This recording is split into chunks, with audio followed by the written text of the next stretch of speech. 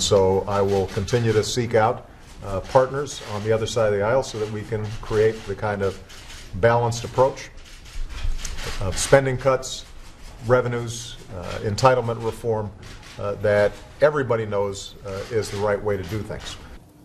We have President Obama saying it himself. Everybody knows a balanced approach, dealing with entitlements, making sure that we cut spending in a socially responsible way is in fact the way forward. That's President Obama at his first cabinet meeting of his second term. So there seems to be universal agreement on the need to do something about social welfare and spending at the federal government level, stuff that people get. Are we ever going to have the political will to do it, though? It's something we've discussed many times at this table, and I think we'll continue to do so. There are some stats that might seem a little troubling. In fact, I think they will seem troubling to you about just one of these very expensive federal programs right now, and that's disability claims or federal disability. We can show you that they are at all-time highs right now. You have 10.9 million total disability beneficiaries, 8.8 million disabled workers, almost 2 million children of disabled workers, and 160,000 plus spouses of disabled workers. Now, people recognize the need for disability. There are those who are disabled. We've pointed out, however, here that there's been a very drastic increase in these claims, and it's suspicious to a lot of people. And to put this into some sort of a context, something we've been doing this week with federal numbers and how does this affect you in your daily life, well, if these were in fact states, if disability alone was a state, it would be the 8th largest state in the union right now. And I don't just want to look at that one program and take a look at disability. I want to look at all of them. Let's look at the political power of all the major federal entitlement programs right now. If we were to reimagine the map of America, you guys all with me on this so far? We're going to reimagine the map of America as different states based upon dependency, if you will. I have to hat tip Nick Rizzuto on this, and actually CNS News, where the research comes from. That is hilarious. Nick Rizzuto, our producer, and I sat down to this today. Disability Stan, as we're calling it now. If Disability Stan were a state, it would have, let's put it up for you on the screen, you'll see 10.9 million people in population. It would have 15 representatives, of course 2 senators. It's a state. We have that system set up. 17 electoral votes. It would be the 8th largest state in the union, as I told you. Let's switch over to, can we do North Medicare North Medicare state, rather. 47.5 million people, 66 representatives. This is all the people in the country right now on Medicare. Of course, 2 senators. It would be the largest state. It would be the single largest state in the United States of America if we were to contrast the two. South Medicaid, this one's pretty astounding. This is the highest number this has ever been as well, by the way, 72.6 million people on Medicaid right now. This is not just the largest, this would not just be the largest state in the United States. This is larger than the population of France or the UK or Spain, you name it. That is how many people are on Medicaid. Can we do Social Security land? Of course, this is one that people pay into, so they feel somewhat differently about, but at 62.4 million, it would again be the single largest state. Snapsylvania, as we're calling it, which is meant to be the Supplemental Nutritional Assistance Program, 46.5 million. Again, ¡1 state, 46.5 million. That's also a record, but we're setting a lot of records here, as you'll see, in terms of federal programs and spending. And I think that, I cannot forget Section 8-ifornia. Section 8-ifornia, 4.8 million people, and it would be only the 23rd largest in population. And we have one last one to give you, and that is, wow, we really put this one over Texas. This is near and dear to my heart. This is the People's Republic of Federal Employees, which I used to be a citizen of.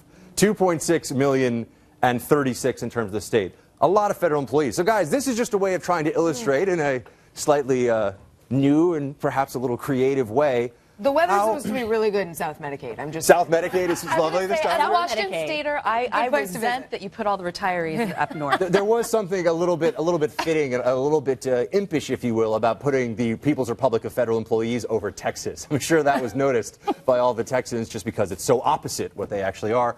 But guys, what do you think about this? He's right here. He's a Texan. Right. No, I don't know which one I would choose. Y'all want to rank them? Which one would be the worst for your state? Yeah, go ahead, rank. I'll live in Social Security land, wherever that was. You'll live in Social Security land? Yeah, Fair enough. Social Security land's good. But You're gonna retire in Florida. There is a broader point here, guys, which is just given the numbers we're looking at now. When you have 70+ million people on Medicaid, when you have 45 million plus, just name all these different programs. I can go through them. 10.9 million on disability. How are we ever going to actually balance any of this? These are political constituencies. They are special interests, magnified tremendously beyond what we think of that way. How are we going to balance them and never get change? Can it even happen? This is sort of a sad conversation, but it's one we're having.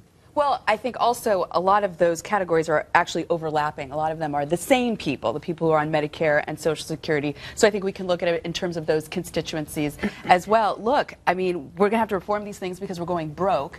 But I think the way we get the political will, as we did with welfare reform, is to really get those individual anecdotal stories about people who are abusing their disability checks, people who are gaming the system. That gets a lot of people's attention. The political problem, though, is that a state of dependency used to be something that the entire country wanted to avoid, agreed was a terrible thing, and was the least worst option. Democrats have done such a good job over the past 6 years of making dependency a selling point, of making these things sound like something they're proud of. Look how many people we are saving through Medicare and Medicaid. Look how many people we are saving and feeding through SNAP. And they have demonized the rest of us for saying dependency is terrible. You shouldn't want to be dependent. So it's politically, we're not having the same argument because they've turned these things into selling points. The more people that are on actually, the better. They take that as evidence of its success, right? They take credit the higher for it. the number is, I mean, isn't that fair? They'll say, well, and that we're there the are heartless now, ones. There are now, tens of millions of people using this program. How could you imagine touching it? Not only is it emotionally appropriate in their mind, but it's actually fiscal stimulus. It's economic stimulus in their mind as well. Look, Amy, you immediately went to how you can start to possibly reform these. But I want to challenge you, can you reform these? What is the model of success for reforming entitlement programs for dependency Well, programs? the 1996 Welfare Reform Act. That's what many people, right. But I think you have to think broader. Okay, yeah, there was success in the 1980s with Social Security. That was a huge knockdown, drag-out fight to get that passed. Welfare It took a in the Democratic 90s. president to do it. That's right. And what those did is extend the lives of those programs. But look at the European welfare state, and the only thing that's forced a come-to-Jesus moment has been the credit markets. Now, I just don't see a path to success of reforming these very cogent political tools.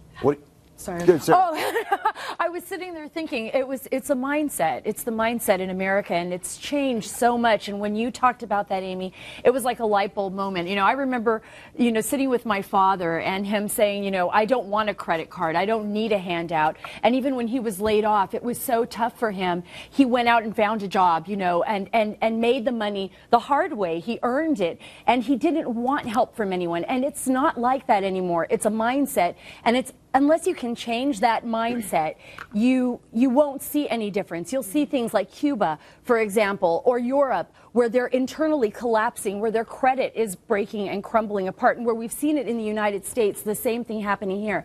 So unless people can get the mindset changed, it's not going to change here. No, I'm not so pessimistic about that. I mean, even look at the immigration debate. One of the key sticking points there is that Republicans, and I think some Democrats too, are insisting that new immigrants cannot go on welfare, that there is still an ethos in this country that you don't come here to become dependent on the state. Conservatives have sort of given up on this. Even back in the last presidential election, you saw Paul Ryan out on the stump saying we have to reform Social Security and these entitlements to save them, to protect them. Well, now we're having the conversation that the Democrats are having. We're having the same kind of framing of this story. We're buying their argument that these are actually programs that we want to celebrate and save and promote. There's a difference between our retirement programs for people who can't work versus people who can work. And I still think a lot of Americans say, we need if you can work, you need we to need get a a job. safety net, as Paul Ryan says, we need a safety net that does not become a hammock. But we've changed. We're having different conversations. If you're going to look at these states, I mean, the states that we've set up there, North Medicare, South Medicaid, though, I mean, the places that actually have the most spending are the ones that are the hardest to reform for exactly the reasons you're laying out.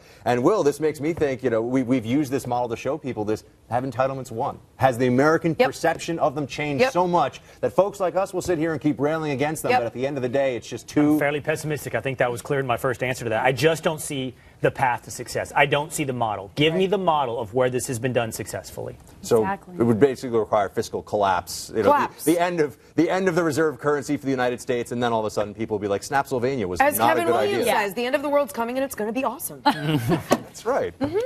Available in fine bookstores everywhere, by the way. A Republican legendary to Democrats is rumored to be the president's pick to head the FBI. Amy's got details next.